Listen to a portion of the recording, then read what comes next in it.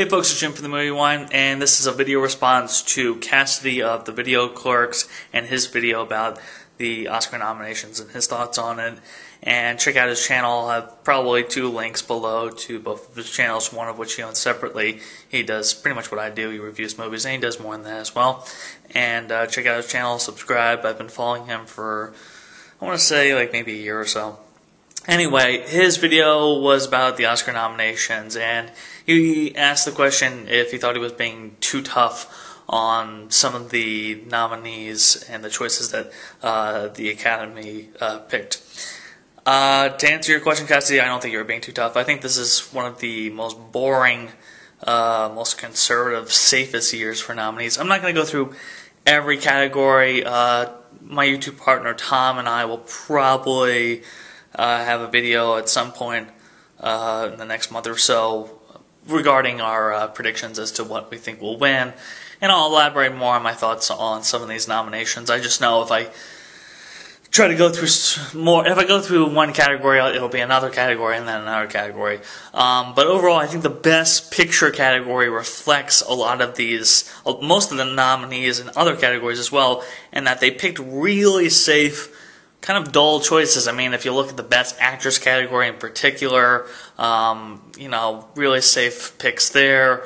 I don't really have big gripes against the Best Supporting Actor, the Best Supporting Actress, though I was disappointed to see Albert Brooks miss out, and someone like Max von Sydow, as great of an actor as he is, to slip in. I was a little disappointed that Albert Brooks got left out. He's been nominated before. He's well liked. He's respected.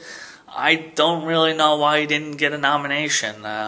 Whatever. I mean, I figured Drive, regardless if it's a European sort of art house kind of movie, it's still a genre movie, and I never thought the Academy would really dig it, but I still thought Albert Brooks could get a nomination for Best Supporting Actor.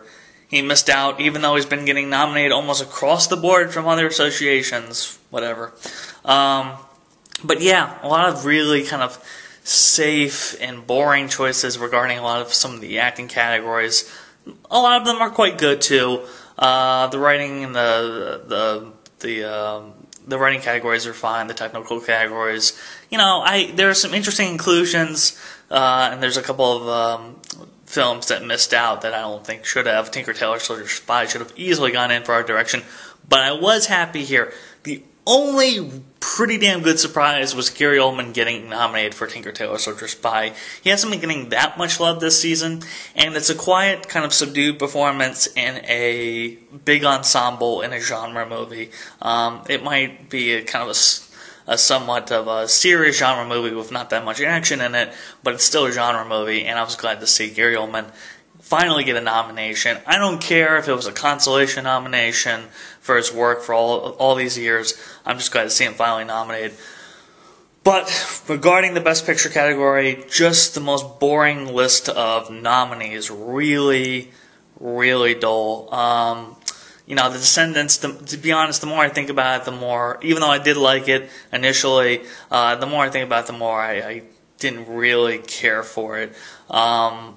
I think there's some writing problems in terms of the narration and underdeveloped characters, and I don't think it finds a good balance between comedy and drama, and I don't think it transitions from both genres rather well. And that's surprising coming from Alexander Payne, who I'm a big fan of, but The Descendants, the more I think about it, is, I think, somewhat overrated, along with The Artist, a movie that a lot of movie lovers, critics, and various other people seem to love, and really, for all reasons, I probably should love it, and it's one of those films I respect and admire more than I actually enjoyed it.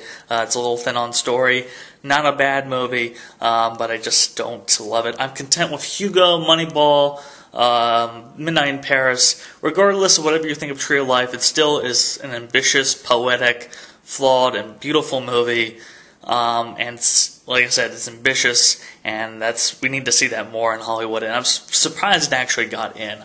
I'm sure there's a lot of people that love it, but a lot of people that hate it within the Academy. But then, The Help, probably not my kind of thing. That's one of the few films of the Best Picture nominees I haven't seen, along with Extremely Loud and Incredibly Close. Film directed by Stephen Daldry. Now, Stephen Daldry, for those that don't know, directed Billy Elliot, The Reader, and Hours. He's been nominated for each three of them. and those are the only films he directed prior to Extremely Loud and Incredibly Close. He didn't get nominated for Extremely Loud and Incredibly Close, but his film still got nominated for Best Picture.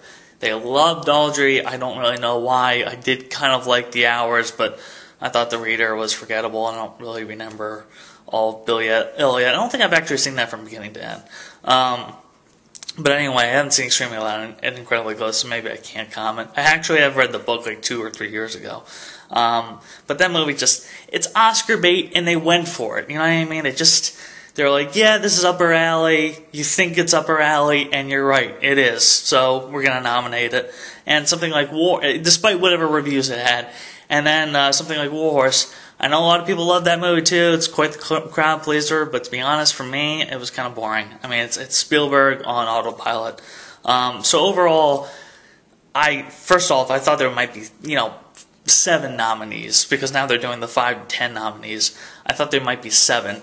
Now they definitely have to go back to 5, because if you're going to have an inclusion of, 2 to 3, 4 films that I really don't think should be on there at all, I mean, just go back to the old ways, and you're not really even doing a movie a favor here. The whole point of this was to try to, get the attraction of more, younger moviegoers by nominating movies like Inception District 9, Blindside, and Toy Story 3. They don't have anything like that here. They do have some solid family films and crowd pleasers. The Help, obviously, was a big financial success, and a couple of these movies have done fairly well in terms of box office success. But really, you're not helping, you're not getting little independent films in. You're just kind of helping studio pictures with these nominees, and the studios that have the money to already promote these and campaign these films. So really, this didn't help anything. Any film that desperately needed help. We Need to Talk About Kevin has no nominations. Shame, no nominations. Martha, Marcy, May, Marlene, a good studio film like Young Adult. You have a lot of good independent films and some even good studio films that completely got shut out in favor of, the obvious picks. So it's a really boring and conservative year. Like I said, in the next month or so, Tom and I will probably try to do our predictions as to what films we think will win. But like I said, I think this is really one of the worst group of nominees I've seen in some time, to be honest. And they really need to go back to 5. I had no problem with the change to 10 in the last 2 years, but this is the group of nominees. I'd rather just go back to 5, because when you have something like, War Horse, or as poorly as reviewed as extremely loud and incredibly close, in the same area of something like Hugo or Moneyball or Descendants or something like that, it just makes the whole race look kind of poor. I guess I don't know. It devalues the films, I guess. So go back to 5, please. Anyway, and if you're gonna nominate more than 5, start picking some independent films, some movies that don't have that kind of studio effort behind it. Anyway, that's it. That's my response. I don't think you were being at all too tough on the Academy Award choices this year. Cassidy, just really piss poor. Hopefully next year will be better. So yeah, there you have it, folks. See you later.